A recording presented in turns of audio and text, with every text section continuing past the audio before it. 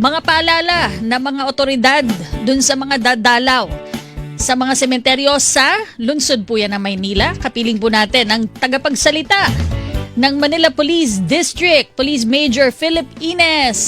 Magandang hapon po sa inyo, Major Ines.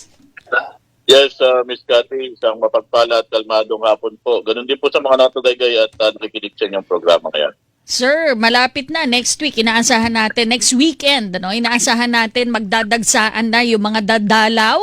Ay, ngayon pa lang siguro yung iba naglilinis-linis na, nagpipintu-pintura na. Ano po bang paalala ng mga otoridad? Yes, Ma'am Cathy, sabi nga natin, nung nakaraang taon po, naitawid natin ng maayos yung ating UNTAS 2024. Inaasahan din natin po ngayon yan na may tatawid din po natin ng ganon. May mga paalala po tayo para sa ating mga kababayan, particular po dito po sa Timbulan ng Laya at Tiwang Dakila sa lungsod po ng Maynila.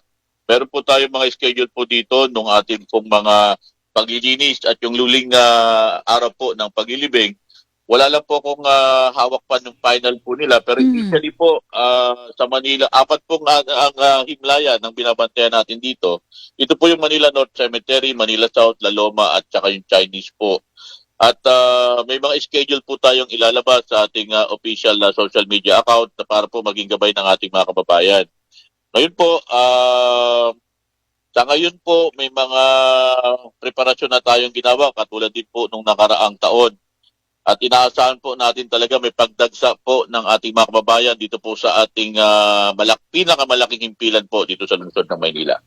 Manila North po yan, pero last weekend nagpunta daw si Henry sa Manila South. Medyo marami na rin daw ang kumbaga ayaw nilang sumabay kasi doon sa dagsa ng tao. Marami na daw ang dumadalaw doon sa Manila South kung saan siya nagpunta.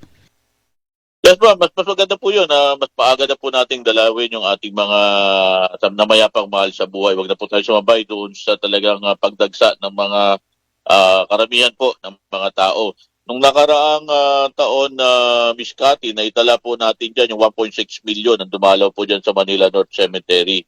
At alam po natin na ganoon din po siguro inaasahan natin ng mga kababayan natin na pupunta po dyan.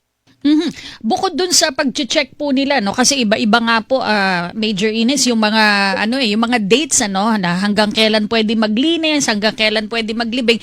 Bukod po sa pag-verify niyan dun sa kanilang mga dadalawin, ano pa po yung mga bawal naman? Ayan, alam ko po taon-taon ito pero wag po tayo magsasawa. Ano po yung mga bawal dalhin kung sila po'y dadalaw na next weekend? Yes, paalala po dito sa ating mga kababayan na hinihintay lang po natin yung final pong ilalabas natin na mga panuntunan dyan. Pero yung pang mga bawal dito, yung pagdadala po ng mga gambling materials, katulad din po ng mga deadly weapon, baril po, panaksak, at kahalintulad po nito, yung mga nakakalasing po na mga inumin, bawal po yan, flammable material, ganun din po, loudspeaker po, bawal din po yan, katulad din po ng ating mga iba pa pong kahalintulad nito at bawal din po mag-stay dyan ng overnight at siyempre po yung ating mga kababayan na mga nagtitinda sa loob ng mga sementeryo, bawal po ito. At maglalabas lang po tayo dito ng ating mga paalala para po maging gabay ng ating mga kababayan. Lagi po merong mga nawawalang bata, lalo na po sa Manila North. Siguro mas maganda kung pwede naman iwanan na lang sa bahay yung mga maliliit na bata. Yes, Ma'am Cathy, maganda po yun. Pero kung sakali naman po na talagang wala pong pagpipilian, kundi maisama nila yung kanilang mga anak, lagyan po nila ito ng pagkakakilanlan, lagyan po ng contact number at ipatala po nila ito dito sa ating mga kasamahan sa entrada po ng ating mga himlaya. Marami pong mga kawani po dyan ng ating lokal na gobyerno na kumukuha po ng mga records ng mga bata kasama just in case po na mawala, madali po sila mahanap. Magkakaroon po kayo ng police assistance desk, gaya po ng every year na ginagawa po ng MPD. Tama po kayo, Ms. Cathy. Patuloy po natin iangat po yung ating antas ng presensya ng ating pong mga Police Maynila sa loob at sa labas po ng mga himlaya dito po na matatagpuan sa atin. At kung naitawid po natin siya ng maayos noong nakaraang taon, inaasahan din po natin ngayong 2025, yung UNTAS 2025, ganoon din po ang mangyayari. Okay, so inaasahan po natin meron na po ba tayong projection kung 1.6 million noong nakaraang taon, ilan po kaya ngayon? Ma'am, sa tingin natin, halos ganun din po yung magpupunta yan. Magkaroon man po ng pagdagdag, hindi naman po lalayo doon sa bilang natin. Pero katulad po nung nabanggit ko nakaraan, may naitala po tayong 1.6 million po ang pumunta po dito sa Manila North Cemetery. Samantalang dito naman po sa Manila South ay meron po tayong kalahating milyon. At dito pong Laloma, naitala po natin dito yung 70,000. At dito naman po sa Chinese ay meron po tayong mahigit 10,000.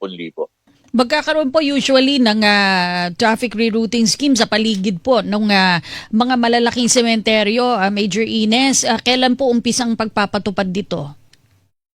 Titingnan po natin, ma'am, yung ilalabas po ng ating Manila Traffic Enforcement Unit.